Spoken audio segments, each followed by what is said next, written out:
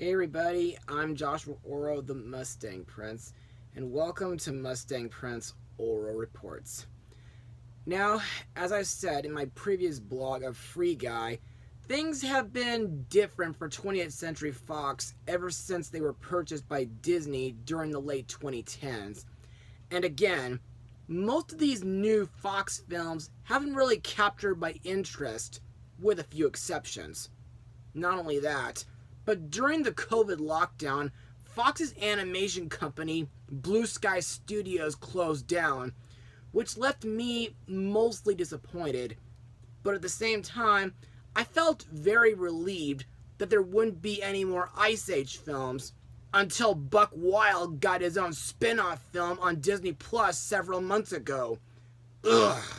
But anyway, for many months now, during 2021, there was one animated film that came from Fox that I've been very interested in. And after seeing it in theaters last fall with my friend Kevin, I've been waiting breathlessly to share it with all of you. So, let's get started. Released on October 22nd, 2021, the movie is Ron's Gone Wrong. And now, on for the plot of the movie. Barney is a socially awkward schoolboy who receives a bubble robot named Ron, a walking, talking, digitally connected device that's supposed to be his best friend. Barney is very excited to finally have his own robot until his new toy starts to hilariously malfunction, drawing the attention of a shady executive who wants to protect his company's stock price at all costs. So, what do I personally think of the film? Well, I loved it. Truly an awesome and heartwarming animated film. And to further explain why I love the film, let's head over to Mustang Notes. Ron's Gone Wrong is the very first feature film from Locksmith Animation, as well as the first fully animated feature produced by TSG Entertainment. After founding Locksmith Animation, Sarah Smith wanted to create a movie that observes the impact on the internet on children's relationships and self-esteem, which she realized could be made into a film after watching Her from 2013, commenting, "We have to make that film for kids in order to help them evaluate those experiences." Smith approached Peter Maynham with one paragraph of a story where a robot learns through imitation. Smith said that Maynham asked, what if it was an idiot and it was annoying? Despite creating a British animated film, a creative decision was made to set it in the United States suburbs. Locksmith co-founder Julie Lockhart explained, from a design perspective, the fact that all the big tech companies are in California made it feel that's where it should be.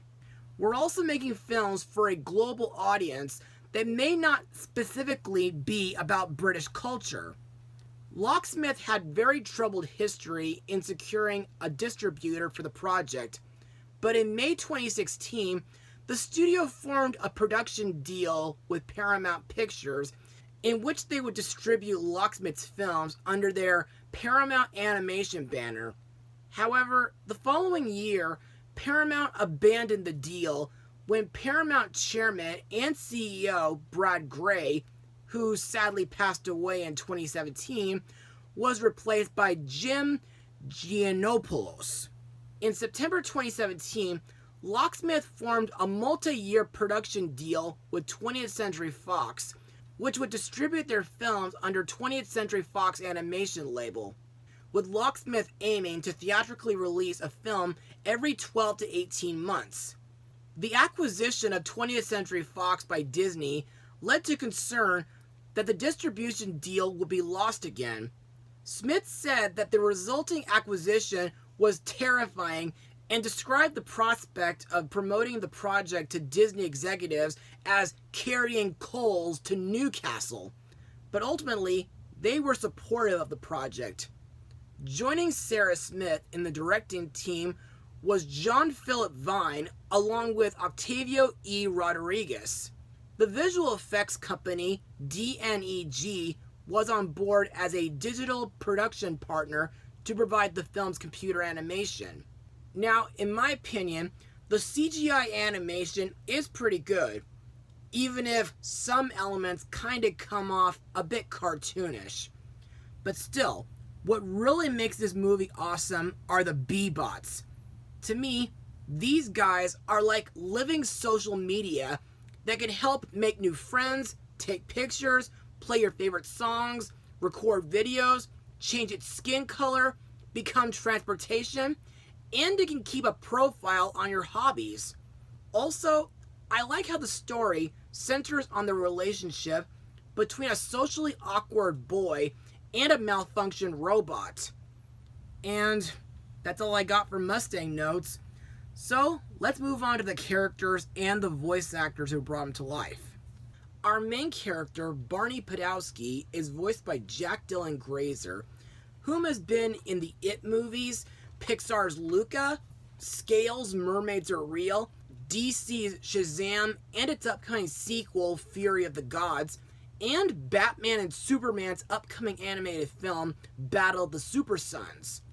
To me, Barney seems like a very sympathetic kid, due to him being a very antisocial middle schooler, and the fact that his mom passed away when he was about 2 years old. In the film, Barney receives a bubble robot companion for his birthday that he soon names Ron, only to find out that Ron constantly malfunctions, and Barney does everything in his power to try to get it fixed. Eventually, during the course of the film, Barney learns that his faulty friend might just be what he needs in order to rebuild old bridges, and I like that Barney teaches Ron to observe his interests, which also includes his likes and dislikes throughout his life. Our title character, Ron, is voiced by Zach Galifianakis, whom I remember from Jerry Bruckheimer's G-Force, 2018's A Wrinkle in Time, DreamWorks' Puss in Boots, and Laika's Missing Link. Ron is a B-bot whom Barney received as a late birthday present. When Ron was activated, his system started glitching due to its package falling from a truck at the beginning of the movie, much to Barney's concern. To me, Ron seems a bit peculiar, but at the same time, he's very unique compared to most of the other B-bots in Nonsuch. Plus, I think he's kind of cute. And I thought it was very brave when Ron saved Barney from his asthma by taking him back to school just when his energy was about to die. Next we have Barney's dad, Graham, voiced by Ed Helms, and his grandmother, Donka, voiced by Olivia Colman. To me, these two make pretty decent supporting characters. Graham is a nerdy gag gift salesman who does his best to provide a comfortable life for his son, while Donka is the kind but eccentric grandma who occasionally gives advice to Barney. By the way, during screen testing, Director Smith was surprised to find that Donka was a very popular character with the children. You see, the scene where Donka dances on the table with Ron was a very favorite scene for children, and Smith viewed this as comedy there that they haven't seen before. However, I didn't think it was very smart of them to steal Ron from a bubble truck in the alley. As for the other characters, we have Savannah Mees, voiced by Kylie Cantrell, whom was in Raven's Home and Just Roll With It. Savannah is a social media vlogger who likes getting high views, and she's considered as the popular kid at Nonsuch Middle School. To me, despite her popularity, I think Savannah is very pretty, and I like the scene where she gives Ron advice on how to help Barney make friends. This is Rich Belcher, voiced by Ricardo Hurtado, who you may remember from the Malibu Rescue series on Netflix. Like Savannah, this sneaky kid is another one of Barney's classmates. However, I think Rich makes Savannah a lot more likable due to him being a bit of a bully and pranking people just for the sake of his views. Another character to talk about is Mark Wydell, the inventor of the Bubble Bot and CEO of the Bubble Company, voiced by former OSHA student Justice Smith, whom was in Pokemon Detective Pikachu and the Jurassic World sequels. And he'll soon be in the upcoming Dungeons & Dragons movie next year. To me, Mark seems like a very interesting character. He invented the Bubble Bots, aka the robot best friend, in order to help children make friends. However, after finding out about Ron and that he has the capabilities of a more childlike friend, he helps Barney Podowski retrieve Ron from captivity. Plus, I think Mark's robotic skateboard is pretty cool. Finally, we come to the film's villain, Andrew Morris, voiced by Rob Delaney, whom was in the 2021 Tom and Jerry film, Deadpool 2, Hobbs and Shaw, Home Sweet Home Alone, and the upcoming Netflix movie, The School of Good and Evil. Andrew is the COO of the Bubble Company, who helps produce the B-Bots. But after finding out about Ron being defective, his first instinct is to cover it up in order to avoid bad publicity.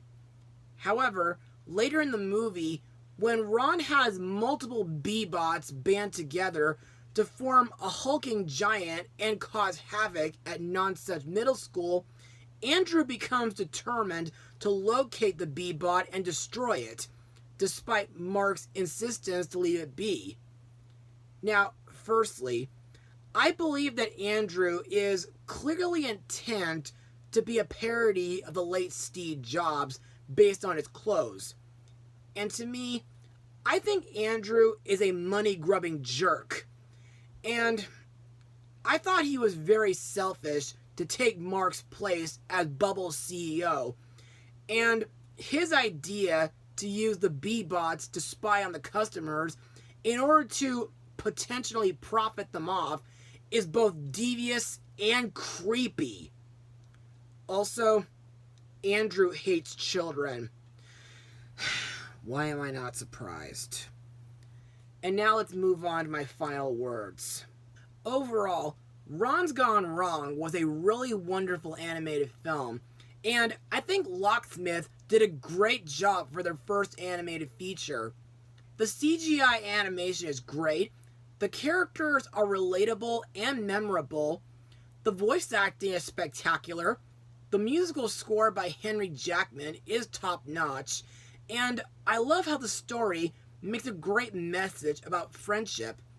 And there are parts featured throughout the film that are fun, sweet, and emotional. Heck, there's only one poop joke in the entire film, and it's actually funny. So, to me, this is an animated film that I highly recommend for all of you to check out and share with your family and friends.